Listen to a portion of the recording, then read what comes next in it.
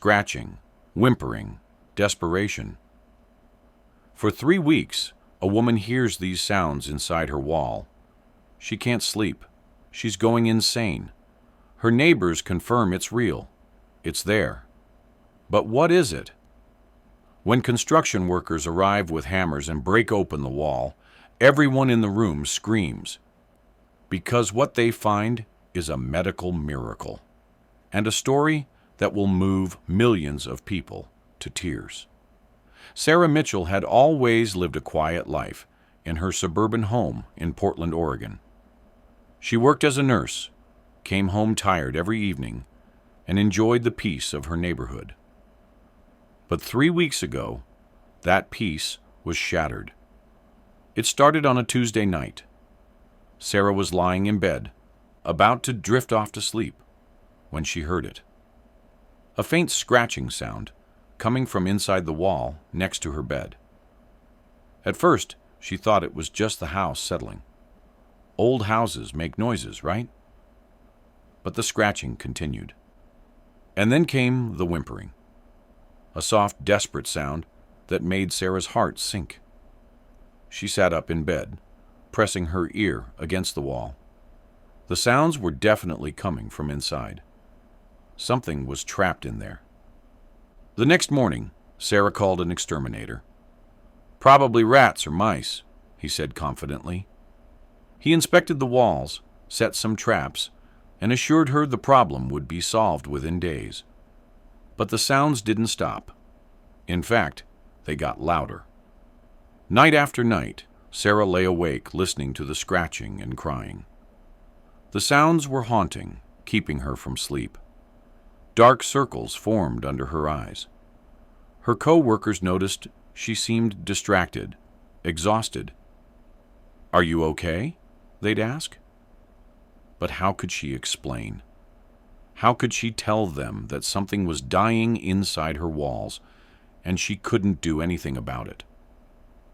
By the second week, Sarah's neighbors started hearing it too. Mrs. Chen from next door knocked on her door one evening.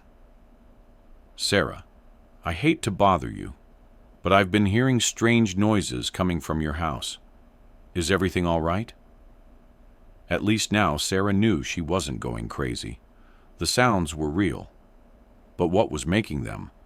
And more importantly, how could she help whatever was trapped inside? The exterminator returned, confused. He'd found no evidence of rodents. No droppings, no nests, nothing. "I don't know what to tell you," he admitted. "Maybe it's coming from the pipes?" But Sarah knew better. These weren't mechanical sounds. This was a living creature, suffering, calling out for help. And with each passing day, the sounds grew weaker. By the third week, Sarah was desperate.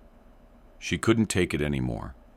The constant scratching, the pitiful whimpering, it was breaking her heart. She made a decision. She called a construction company and asked them to come immediately. "I need you to open up my wall," she told them.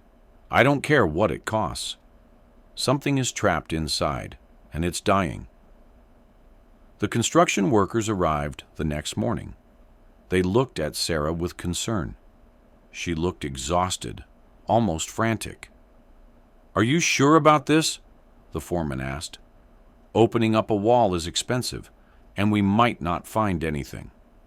"I'm sure," Sarah said firmly. "Please, just do it." The workers set up their equipment and began marking the wall where Sarah indicated the sounds were coming from. They put on their safety gear, grabbed their hammers and crowbars, and prepared to break through.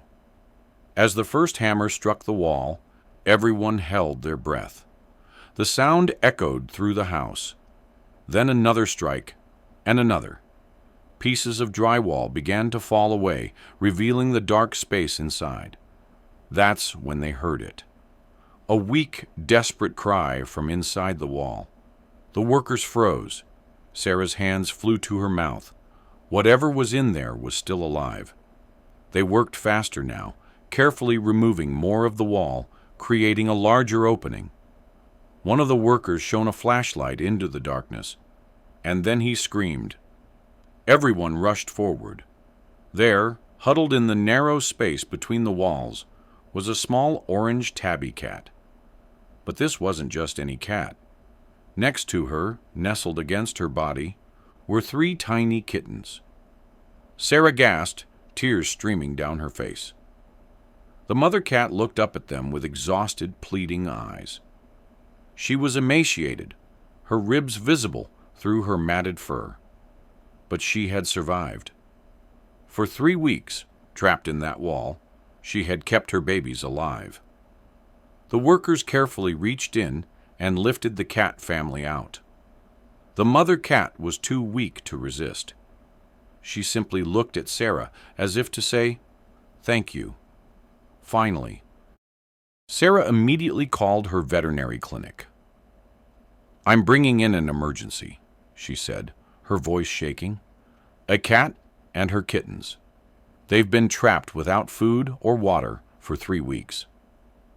At the clinic, the veterinary team worked quickly. They examined the mother cat first.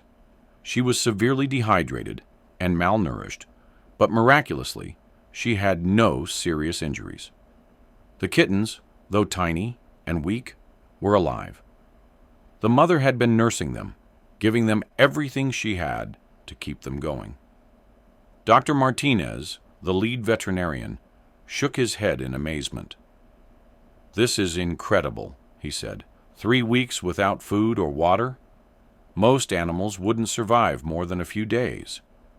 This mother's will to protect her babies kept her alive. Over the next few days, Sarah visited the cat family at the clinic every day. She brought toys, blankets, and the best cat food she could find.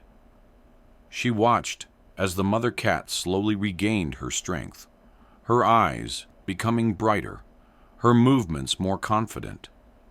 The veterinary team discovered how the cat had gotten trapped. During a recent renovation at Sarah's house, the construction crew had accidentally left a small opening in the exterior wall. The pregnant cat, looking for a safe place to give birth, had crawled inside. But before she could get out, the workers had sealed up the opening, trapping her inside with her newborn kittens.